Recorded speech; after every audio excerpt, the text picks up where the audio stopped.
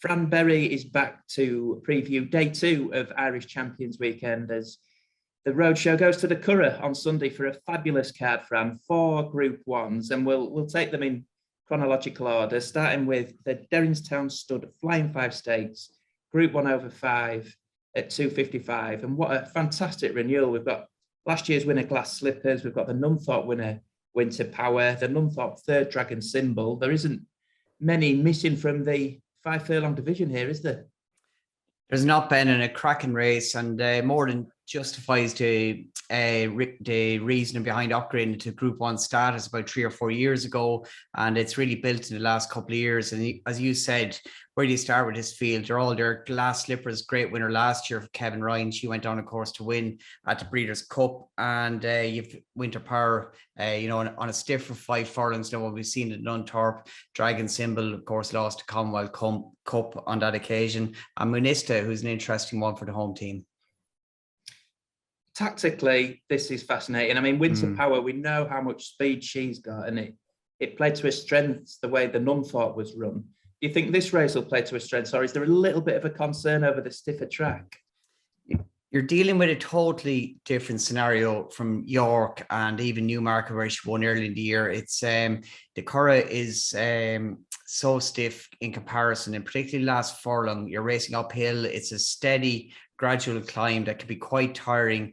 At the 3 furlong pole to the 2 furlong marker is a slight downhill run where the junction of the 2 tracks meet. And if you get racing there or forced to go earlier than what you want, you can just pay a price for that inside last furlong. Now, I think Winter Power will be in her comfort zone until near the last furlong. But when Sylvester de Souza asked her to go, it's just how long will she last out? You know, she was very, very ready winner in York. But it's just such a different scenario. That last 100 meters for her could pay a huge price with her. I think she'd look all over winner, and maybe she will get home, but I think it's going to be hard stopping stuff for connections inside the last half furlong.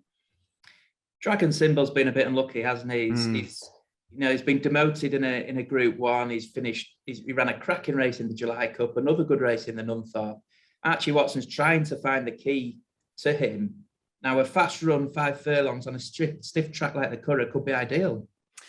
I think I might have said in a Sport Life preview, I thought the Nunthorpe wouldn't play to his strengths, nor the Goodwood. I think getting to the Curragh will play really to his strengths. I think if you're picking a 5 furlong race for Dragon Symbol, this track with a strong pace to aim at will play really to his strengths. And I'd be quite excited by him on the back of a great run into Nunthorpe at a track that was very much Winter Power's go, maybe more so than Dragon Symbol's go, and he deserves to win a good one. He's not easy for his rider, though. That's the one thing about him. He doesn't help himself, as we see when he lost Commonwealth Cup. He still has that tendency to go to his right when he's under pressure and sometimes lose momentum as a consequence. If he straightens out or he gets running by horses quickly, for me, he's very, very interesting, and I think he's the one I'd like to be on Sunday.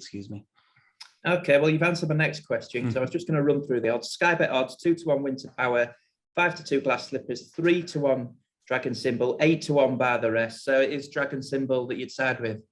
I would, on the back of that form. I do think, as I said, this track will really play to his strengths. Now, look, he's tight enough the market to a point, but he's a worthy, opposition to the top 2 in the betting. Munista will give a mention to. She's developed into high-class sprinter for Jack Davison, and Gustavus Weston of the home team has been a revelation this season. He's really got his act together in winning twice the current Group 2 company and Group 3 company, and of the rest of them, 2 hold-up horses that could be there to pick up the pieces, given a really strong pace. If you get something of a pace collapse, a Romantic Proposal trading by Eddie Lynham, the Spring King of Ireland. She loves a fast pace, loves picking up the pieces to run home late at a 20-1 or give or take them odds at the minute. And Rohan, who was a revelation early in the season, it hasn't been as good since, but he will be suited by the pace of the race potentially, but Romantic Proposal of the each way prices could be the one to run home late and fast to pick up a place. The next Group 1 is the Moyclair Stud Stakes for fillies, 2-year-old fillies, at 3:30, a race that Love won a couple of years ago. I think the starting point here is Joseph O'Brien's filly, isn't it? Agatha, who has been making all, and it's been a bit of a revelation, really. She totally has. She got beaten in her first 4 runs, and then stepped up to 7 furlongs. Now, she was beat on her initial run over 7 furlongs by Homeless Songs. We'll speak about her in a minute, but then went on to win that Group 3 at Leopardstown. And if you thought that was a freak result, she proved it wasn't when winning the debutante over the course and distance of Sunday's race. Very, very taken performance, Ben. She jumped, she travelled strongly, and at the 2.5 furlong marker, when Declan McDonough said go, all of her rivals were in trouble. She was an authoritative winner. She looks to be really on the upgrade, and she's somewhat, maybe in the market she won't get the credit she deserves because she got beat early on, but for me she's a very solid yardstick for the rest of them, and they got to step up again on Sunday against her. Who's the one that could give her most to do? It's the one that's beaten her, isn't it? Homeless Song said it was just such a taking performance on debut. Agartha was having her 4th run on that occasion. She made a running and looked like she'd picked up to go and win the race before Homeless Songs swept down the outside and showed a really good turn of foot, got down to gallop out strongly and win really, really well in debut. You'd imagine with normal improvement and the fact Homeless Songs could beat Agartha on debut, she should be improving off that. And it was just such a taken performance, the way the form has worked out.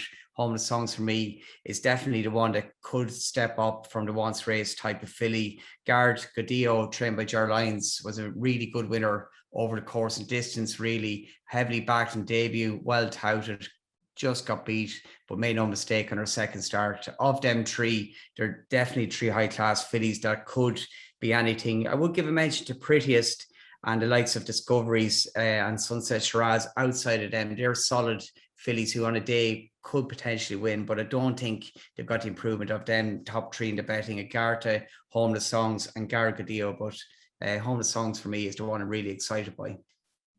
Good race. Is there any reason why Homeless Songs been off for a few months? Does she have a setback or anything? Or? There was talk she might go for the debutante stakes that Agartha won. She didn't go there, and perhaps she's meant to be a big scopy filly. I wasn't in Leopardstown when she raced, so perhaps they just felt maybe one run, having learned what looked plenty at Leopardstown running around the bend, go there to this race. They sponsored the Race Connections. I suppose all roads were led here initially. Yeah. From one unbeaten filly to an unbeaten colt with a very different profile in the Goffs Vincent O'Brien National Stakes Group 1 over 7 furlongs at 4:05, and we have to start with Point Losdale, Fran, who's been the best 2-year-old on either side of the Irish Sea. I think it's fair to say so far this season.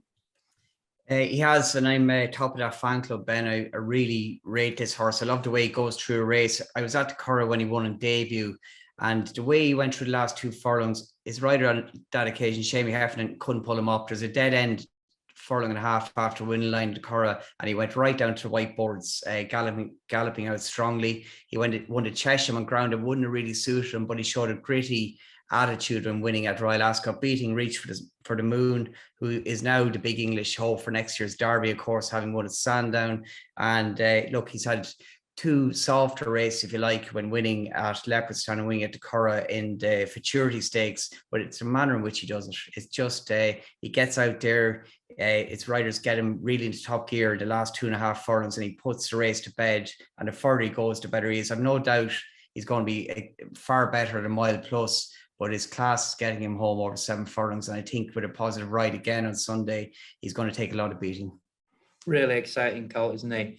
Really good English representation in here with Native Trail coming over for Charlie Appleby, Ebro River, who of course won the Phoenix Stakes last time out. I mean, he seems to have learned a lot, Ebro River, for racing really, because he was a bit of a tail flasher earlier on in his 2-year-old career, and then he was drifting right and left, and he put it all together last time over 6 furlongs in the Phoenix Stakes. Could he give the favourite something to think about, if you think, stepping up in trip?